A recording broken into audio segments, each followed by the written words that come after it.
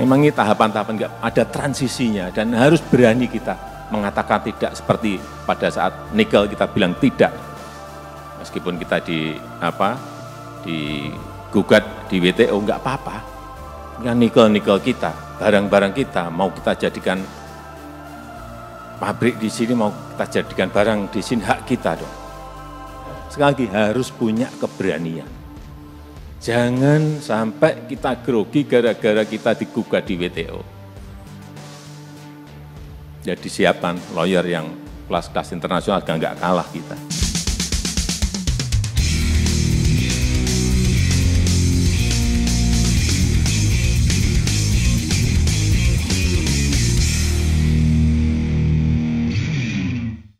Hal yang saya kagumi dari seorang Jokowi adalah keberaniannya. Bodinya sih boleh kerempeng, tetapi nyalinya itu loh seperti singa. Beda banget dengan yang punya pangkat jenderal, tetapi selama 10 tahun memimpin nggak berbuat apa-apa. Dan nyali Jokowi ini bukan saja diakui di level nasional, tetapi juga di level internasional. Salah satu bukti keberanian Jokowi adalah ketika dia menyetop penjualan biji nikel dalam bentuk mentah. Sebagai catatan ya, biji nikel adalah salah satu bahan utama untuk membuat baja. Eropa banyak mengimpor biji nikel dari Indonesia untuk menyuplai pabrik-pabrik bajanya. Di sana biji nikel itu diolah, kemudian dijadikan baja, dan baja itu diekspor lagi ke seluruh dunia, termasuk ke Indonesia dengan harga yang lebih mahal. Jadi selama puluhan tahun kita hanya mengekspor biji nikel dengan harga murah ke Eropa dan membeli baja dari Eropa yang salah satu bahan bakunya dari biji nikel kita dengan harga mahal. Eropa pintar, kita aja yang bodoh bertahun-tahun lamanya.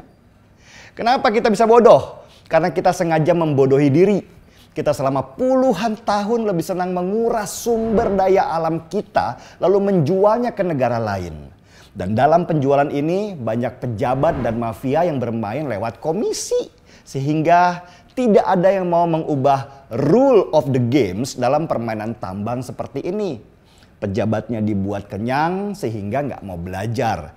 Dan kita tetap terbelakang dalam hal teknologi. Nggak bisa mengikuti perkembangan zaman dan nyaman menjadi budak Eropa karena pejabat kita rakus dan kenyang. Mental inilah yang mau diubah Jokowi.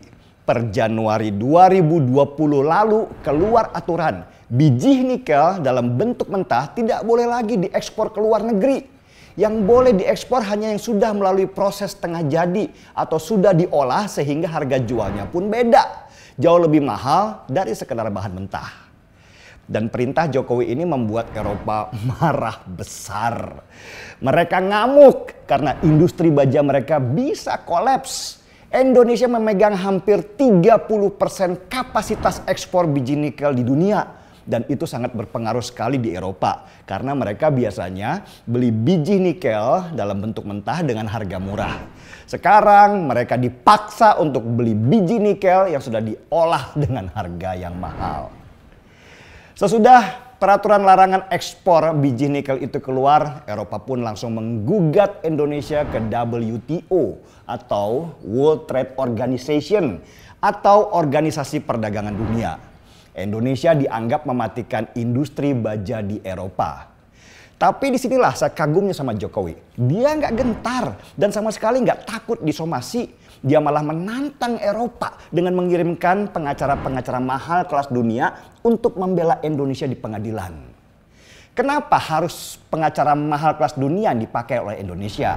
Ini bukan tentang potensi kemenangan yang lebih besar saja kalau pakai mereka. Tetapi tentang harga diri, tentang kebanggaan. Sekaligus sebuah pesan kepada dunia internasional bahwa Indonesia tidak main-main dengan kebijakan di dalam negerinya. Sejak pelarangan ekspor biji nikel itu, industri baja di negeri kita itu langsung bergairah. Sejak Januari 2020 sampai sekarang, nilai ekspor baja kita sudah ada di angka 152 triliun rupiah. Karena ekspor kita tinggi, impor baja dari negara lain termasuk Eropa juga dikurangi. Sehingga menghemat uang belanja. Bayangkan, Eropa semakin marah sama kita kan. Jokowi bukan hanya melarang ekspor mentah biji nikel, dia mewajibkan pembangunan smelter atau industri pengolahan biji nikel di Indonesia. Jadi siapa negara yang mau biji nikel kita, dia harus bangun smelter di negeri ini. Semakin keras permainan Jokowi, banyak negara dan perusahaan asing yang protes karena mereka harus keluar duit lagi untuk bangun smelter yang nilainya nggak main-main. Tapi Jokowi ngotot, kalau mau usaha di sini, ikutin aturan main di sini. Tegas, nggak pakai basa-basi. Akhirnya buru-buru perusahaan yang selama ini bergantung pada biji nikel Indonesia mulai bangun smelter meski mereka masih menggerutu. Di Gresik, Jawa Timur misalnya, satu buah smelter yang disebut terbesar di dunia milik Freeport senilai 42 triliun rupiah berhasil dibangun. Dan adanya smelter ini akan menarik 40.000 tenaga kerja. Kenapa smelter Freeport kok dibangun di Gresik bukannya di Papua? Ini bukan masalah kedaerahan seperti tuduhannya Pigai, tapi lebih karena Gresik sudah punya infrastruktur untuk menghidupkan smelter itu mulai dari listriknya sampai pengolahan limbahnya.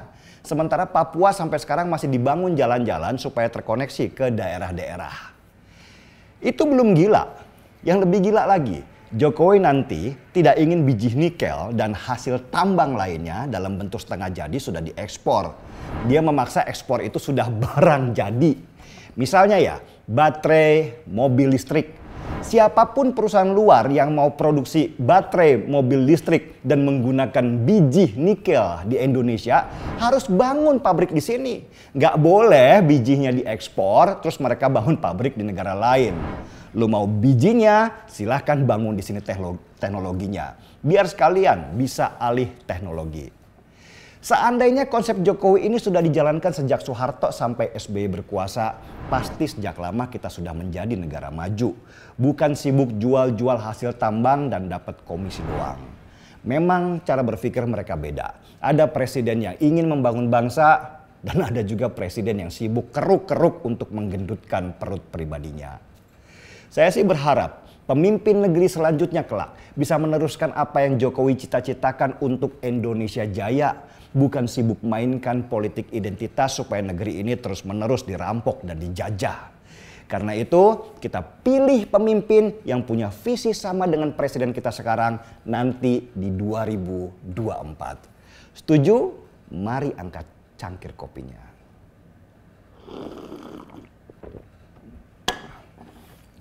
Gaspol!